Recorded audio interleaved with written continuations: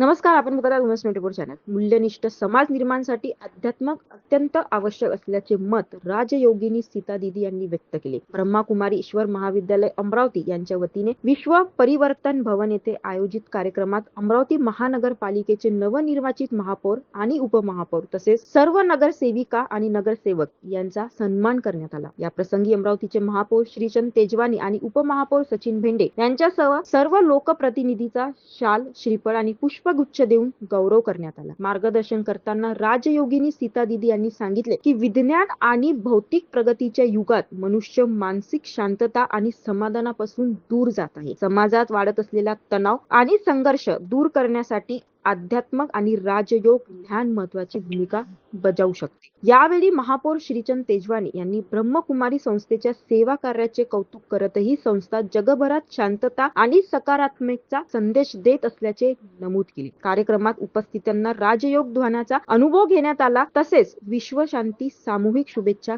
व्यक्त करण्यात आल्या. अशाच घडामोडीसाठी बघत राहा उमेश 24 चॅनल.